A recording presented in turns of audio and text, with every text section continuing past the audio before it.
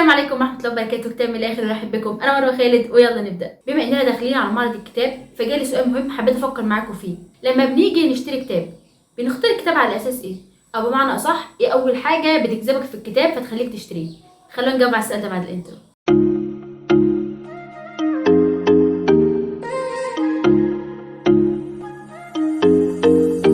سؤال زي اللي قلناه في الانترو مهم جدا، خصوصا في الفتره دي واسعار الكتب بقت فوق خالص، فلازم تعرف انت بتختار الكتاب اللي هتشتريه على اساس ايه. لان الواحد بصراحه الايام دي علشان يجيب كل الكتب اللي نفسه فيها هيبيع نص اعضاء. عشان كده هنا كان لازم اتدخل واجاوب معاكم على السؤال ده، او بمعنى صح نفكر سوا يعني في اجابه السؤال ده. ولما بدات افكر بدات ابحث عن اراء قراء زيه وزيك ونشوف قالوا ايه، وكالعاده اختلفت الاراء. عشان كده قررت اناقش معاكم اشهر الاراء اللي قريتها. في اللي قال على راي المثل الكتاب بيبان من عنوانه، معروفه يعني، وان المفروض الكاتب يتعب نفسه ويبقى كرييتيف ويختار عنوان يشد القارئ. وفعلا شريحه كبيره من القراء بيجذبها اول حاجه في الكتاب هي العنوان. بس لو فكرنا في راي زي ده انا بشوفه ان هو مغامره كبيره جدا، لان مش دايما العنوان بيبقى ليه دلاله قويه على جوده الكتاب. ان من الاخر كده ممكن اخلي العنوان كرييتيف جدا وجامد جدا فيشدك وتشتريه، بس في الاخر هتلبس فيه، لانك ممكن تلاقي محتواه عامل زي روايات بير السلم اللي ماليه جروبات الفيسبوك.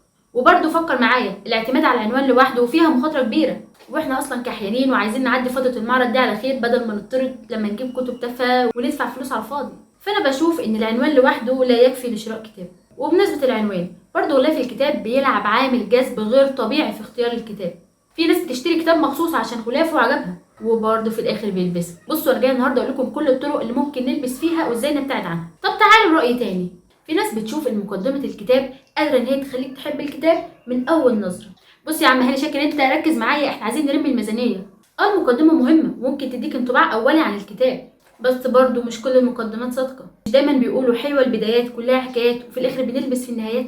احترتوا حيرتكم معايا انا عارفه، استنى اشوف لكم راي كمان. في ناس بتشوف ان اسم الكاتب له دور مهم جدا في اختيار الكتاب. يعني اول ما بيعرفوا ان الكتاب ده الاسم كاتب معين خلصان على طول بيشتروه. بس ممكن تصيب وممكن تخيب. هو لما نشتري كتاب علشان اسم كاتبه ممكن يديك نسبه اطمئنان عن جوده الكتاب اللي انت بتشتريه ده، بس برضه الاعتماد على العامل ده لوحده انا بشوف ان هو مش صح، لانه ببساطه هيحرمك ان انت تجرب وتقرا لناس مختلفه، وهتفضل مسجون في محتوى واحد واسلوب واحد بس، ومش هتستمتع بحلاوه المغامره. فانا بشوف ان الراي ده يحترم جدا، بس خلي معاك حلول تانية معاه. تعالوا مع راي تاني. في ناس بتشوف ان عامل جذب الكتاب ليهم بيكون ريفيو قرأوه او صديق حكى لهم عنه، بالاضافه لموضوع الكتاب وهل هم مهتمين بيه ولا لا. بصوا بصراحه انا بشوف ان ده من اقرب الاراء لرايي، لانك هنا اعتمدت على فكره وموضوع الكتاب وراي حد بتثق فيه وبتحترم رايه، فانت كده بقى عندك فكره عن موضوع الكتاب وفكره عنه، فتقدر تشتريه براحه وهتتاكد من جوده الكتاب بدل ما تقع في مقلب ان انت تشتري كتاب يطلع جودته زباله زي اللي بكلمكم دلوقتي. بصوا الخلاصه من الموضوع ده كله انك لو رايح معرض الكتاب او رايح تشتري كتب في اي وقت من السنه ما تروحش بطريقه عشوائيه، خليك منظم سيكا، لانك لو ما عملتش كده هتخرج من المكتبه بايع نص هدومك وواخد كل الكتب اللي في المكتبه. يعني مثلا ابدا اعمل سيرش وشوف انت مهتم الفتره دي عايز تقرا ايه. مثلا انت مهتم الفتره دي عن التاريخ، ابحث عن كتب بتتكلم عن النوع ده، سواء بقى ريفيوهات في فيديوهات زي فيديوهات يعني.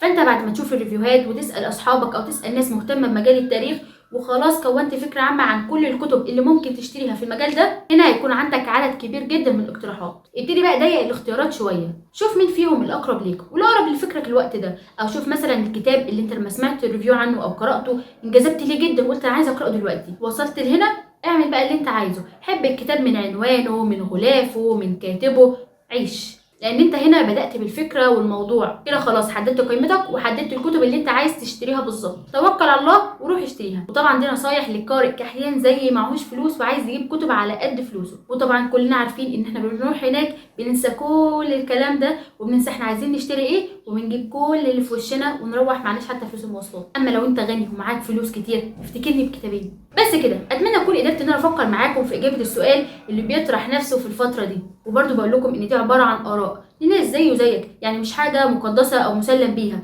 عادي ممكن يكون ليك فكرك ونظرتك وممكن تكون صح، ممكن يكون رايك ورايي صح. شاركوني برده في الكومنتس لو انتوا بتعملوا ايه في اختيار الكتب وكده ونستفيد من بعض. ودلوقتي اقدر اقول لكم مستنيين في حلقه جديده من كتاب من الاخر، ولو عايزين تتابعوا فيديوهات تلخيصات الكتب على قناتي كتاب من الاخر. سلام.